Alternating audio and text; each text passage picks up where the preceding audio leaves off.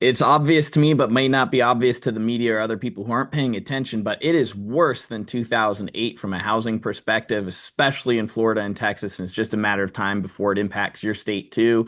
Comment below where you're at. We're going to dig into some awesome data today that's going to give you everything you need to know about the housing situation here in the United States and in specific areas of the country that's going to make a big difference for you and your family. So let's jump in. Now, everybody says it's way different than it was before. Yes, it is way different in the fact that it's worse than the 2003 to 2008 run up. So here's two charts of the median sale price of houses sold in the United States. This one's from 2003 to 2008. This other one's from 2020 to 2025. Obviously, they kind of rhyme with each other. They're not perfect, but people keep saying it's really different. Everything is completely different. The setup's not the same. Well, let's dig into the actual numbers. Here we go. Here's the comparison of why it's worse. The U.S. housing and economic comparison. So let's look at June 2006. The median home sales price was $246,000. Today, it's $416,000, which is wild. The 30-year fixed mortgage rates are pretty similar actually between these two periods. Home ownership rate is it's gone down just quite a little bit. Maybe that extra 3% picked up was the institutional investors. Housing inventory month supply, it was 6.8 months, so it took longer, but right now we're seeing rapid amount of inventory coming onto the market, and we're still at 4.4 months supply. Here locally in Jacksonville, we're pushing 6, 7, 8 months supply. I mean, it gets worse every single day. Foreclosure rate 1% in 2006 versus 0.49% of loans. Well, why is this?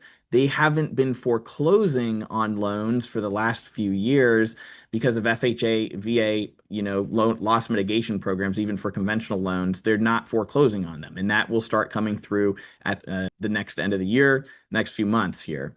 So then positive equity position. This is what gets me. A lot of people say, well, there's so much equity in these homes. Right. Well, equity can quickly evaporate in a lot of situations. So 90 to 95% of mortgage holders in June 2006 had a positive equity position. 98% of mortgage holders in June 2025. So very similar. Mortgage loan delinquency. We just talked about the delinquency. It's gotten so bad on the FHA side that they stopped reporting the data back in February.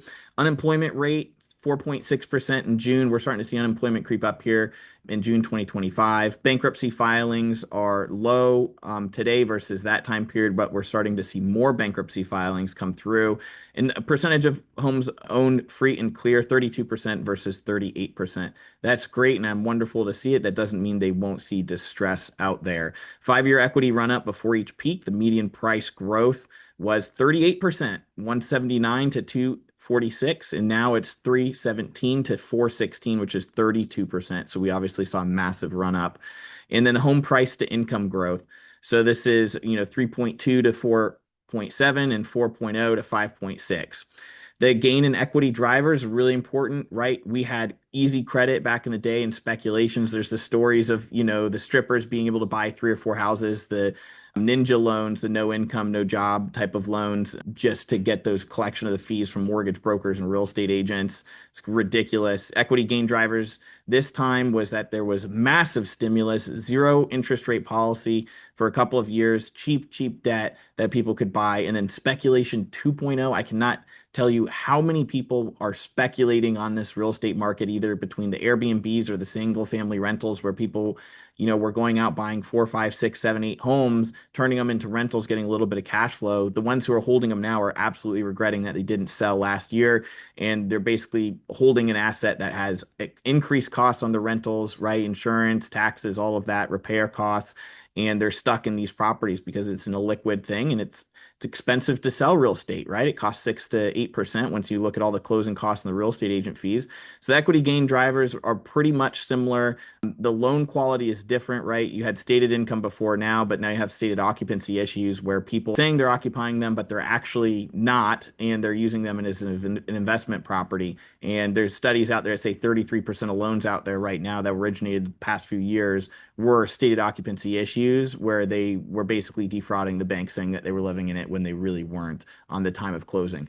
So here's the thing, like it does not look that different from 2006, and it's much worse than it actually was back then in various forms and fashions, especially the affordability crisis. So let's look at the main factor. This is number one factor that is makes it completely different.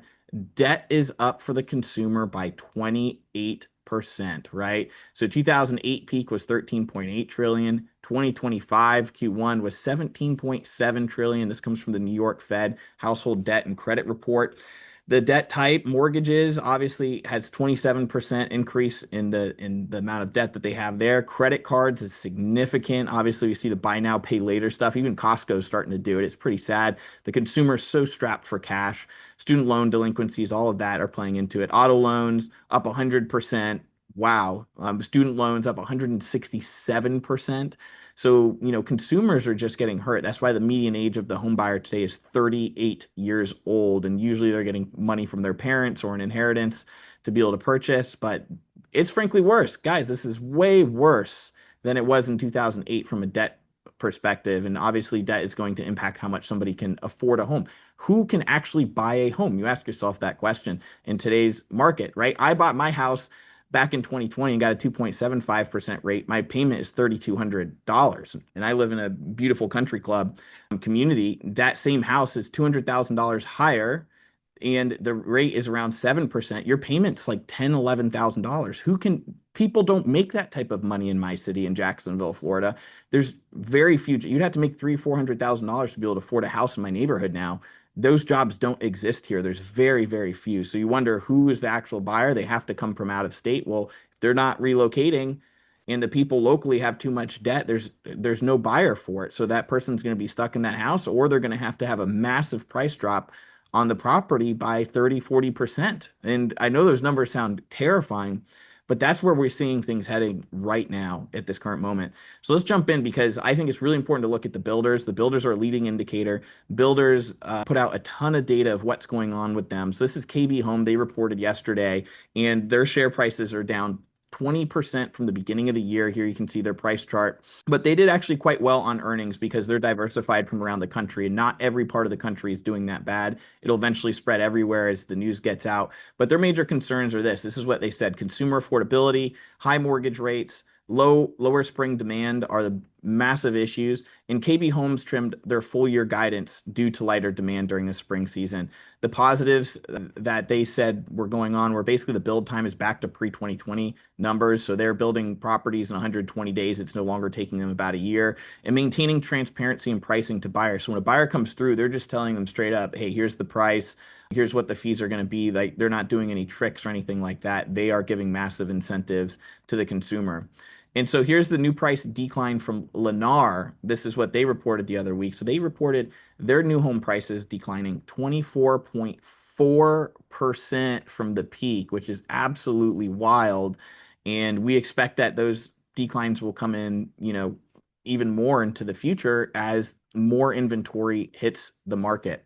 And here's the other part of it. Not only are prices coming down, but they have to give sales incentives, right? So this is, hey, we'll buy down your interest rate by 2 points, 2 percentage points. We will pay for your closing costs, things like that to be able to help them out.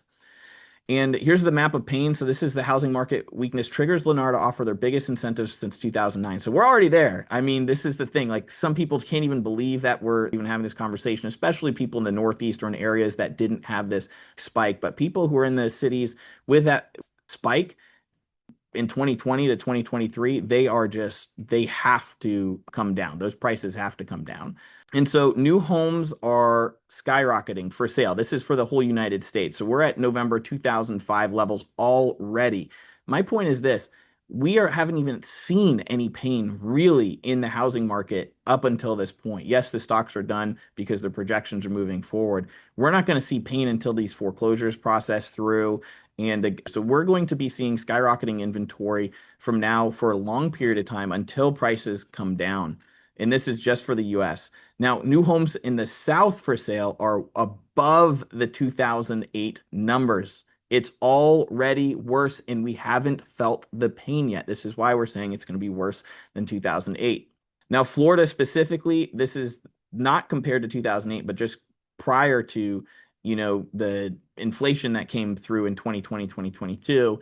We are now have skyrocketing inventory every single year. It's starting to spike. We expect it to continue to move up as builders finish their pipelines.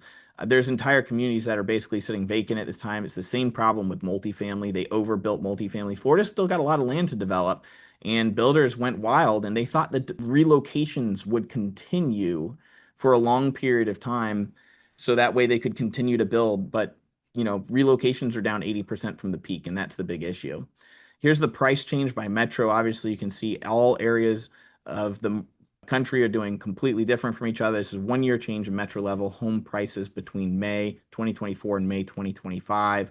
You can see obviously Florida and Texas and the South in general is really struggling, and the North is doing just fine. They're actually seeing a little bit of price increases. This is why you don't see on the news, hey, we're in a crisis here, because not every state right now is in a crisis yet. It's mostly Texas and in Florida. And for a crash to happen, that's a 30% decline in a lot of areas around Florida. We're already down 10 to 15 to 20%, depending on where it is and if they're competing with new construction. This is really bad. So existing home sales are as weak today as they are in 2008, and this hasn't even got started yet.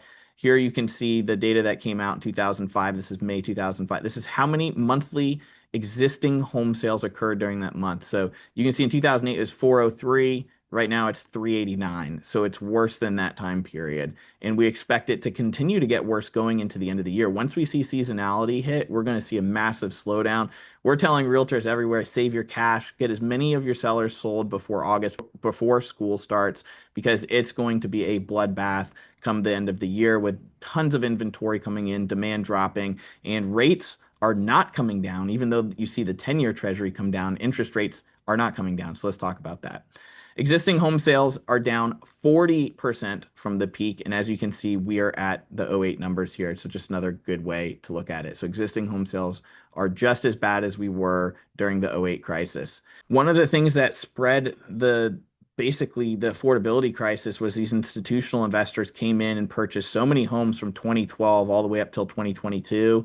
36% of those institutional buyers own homes in these 6 markets, right? Charlotte, Atlanta, Tampa, Houston, Dallas, and Phoenix.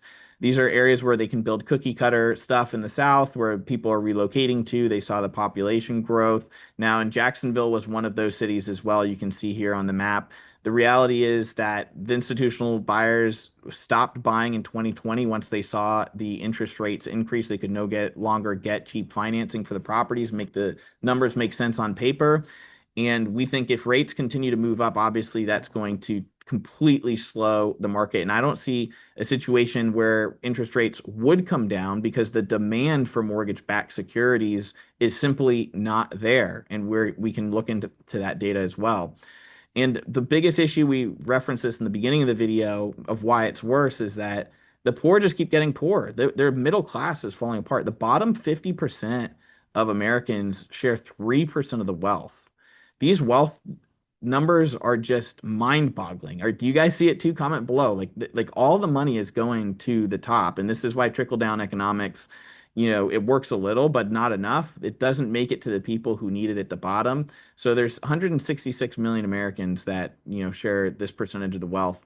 I also saw that the average 50-year-old's net worth is like $56,000. So there's no way, there's no path for them at this point in their career and life to save enough money to be able to retire. They're going to have to work the rest of their life.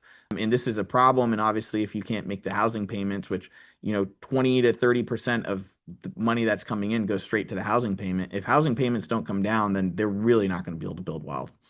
It's now, frankly, cheaper to rent right now. So I have friends coming to me, John, I want to buy this house. I want to buy this house. I tell them, wait until the end of the year. You really need to negotiate. You need a top agent in your marketplace to be able to help you be strategic, because if you buy at the wrong time, you can be stuck with that thing for a long period of time. No one wants to lose money.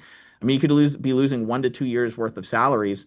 And I'm talking people out of buying right now, and to wait and to be careful. Now, if you need somebody to help you in your market, reach out to me. You can look at my email in the notes, make a comment, and I'll reach out to you. I can connect you with others. I've done that many times already since starting this YouTube channel, so I appreciate you guys reaching out. Happy to help. But buying a home in 2025 costs 43% more than renting one, and rents are now coming down, which is wild. So the premium for home ownership has been elevated for 3 years straight, and now it's looking to to change. Hopefully that comes down pretty soon. And a lot of builders, what they're doing is they're selling their inventory just to have them turned over as rentals because they have to find some way to get cash flow off of the property because a lot of them have debt backing it.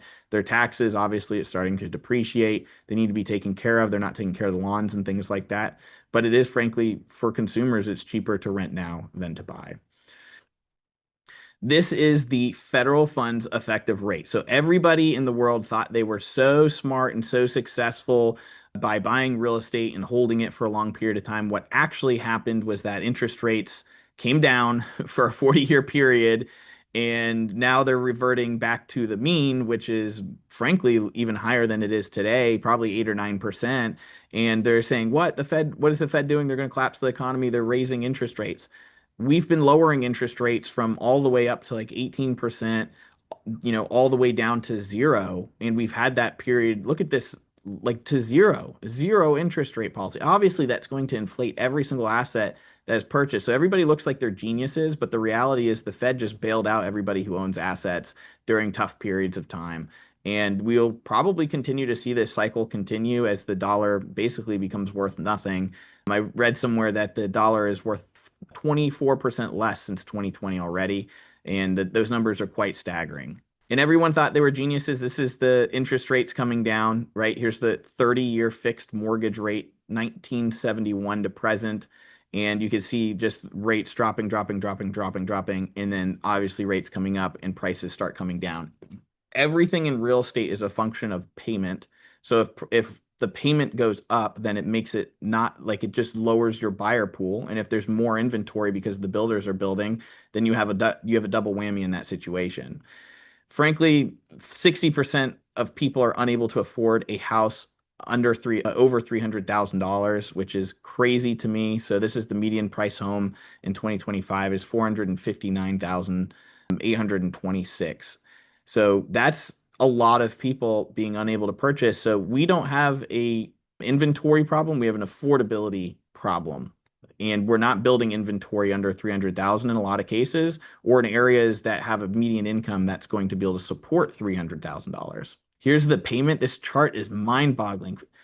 Back in the day, it was, 1,500. Back in 2020, is $1,500 for your housing payment for a median price home, and now it's 2,800. So $1,300 spread in just 5 years.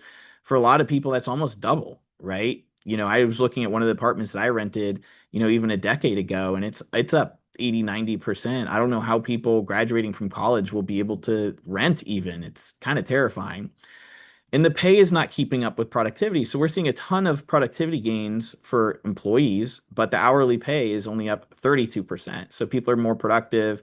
A lot of people are working longer after hours due to technology, but the hourly pay has been lagging. So productivity has grown 2.7 as much as compensation for workers. So basically, the way you can think about it is 1/3 of the gains go to the worker and 2/3 of the gains go to the business. And so that's just how it is. And unfortunately, that's going to impact housing if people aren't paid as much. Home price to median income ratio, this is why it's worse. It's all the way past the housing bubble when you look at it from a household income ratio perspective. So, guys, things are already worse, and it's getting worse every single week that we're tracking this data. And the educated unemployment is going up. Obviously, employment is going to be a big factor for first-time home buyers. For these educated folks here, ages 20 to 24, 25 to 34, and 35 to 44, the unemployment is starting to move up a little bit after this spike during those years. Now, jobless claims are also moving up. So this is from 2022, right? We had it come down a lot, and now it's starting to move up very quickly. So this is the highest since November 2021. The U.S. continued jobless claims 4-week moving average. We expect there to be more job loss coming through. Powell came out today and said that he is not have any plan to reduce the rates. Basically, he does not see this impacting housing supply in the future, and things need to revert back to normal. So at least until May of next year, as long as Powell's in charge, it's likely that he's not going to do any favors for housing. And then frankly, even if the Fed funds rate is reduced, that does not mean that there's going to be more demand for mortgage-backed securities and that mortgage rates will come down. The Fed is not going out there right now and buying a massive amount of mortgage-backed securities to help the housing market. They're letting it collapse as shelter is the number one factor in component for, inflation. So the job issues continue to get worse. So it's deteriorating. Permanent job losers reached 1.92 million in May, the highest in 4 years. The number of people receiving unemployment benefits, it was the most in 4 years, and both have been consistently rising over the last 3 years. The other thing that's getting, which is interesting, is the banks are tightening lending standards. This comes from Bravos research. Banks are tightening lending standards on the rise. Again, tighter credit conditions would be a big headwind for the economy and the stock market, and really for real estate as well. And demand is waning for the MBS, as I noted. Mortgage rates rose 1% in the last time the Fed delivered a series of rate cuts. So we are no longer correlating with the Fed funds rate, right? People don't want to put their money back in housing when we have all these headwinds in the way, but they're fine with reducing the Fed funds rate, which is basically the overnight borrowing rate for the banks. And where there's speculation, now there's pain. So this is the 1 year change in home prices, America's largest 50 metros between May 2024 and May 2025. The highest concentration of institutional investors, right? Tampa, Dallas, Phoenix, Atlanta, Houston, Charlotte, just like we saw in that chart. Here's Jacksonville. These are the areas that will likely get hit the hardest. And this, I think this chart basically summarizes it all. With the areas where there was massive speculation of house prices are now starting to fall. The areas that did not have that massive spike in appreciation, they're just getting the regular 4%, 3% trend line.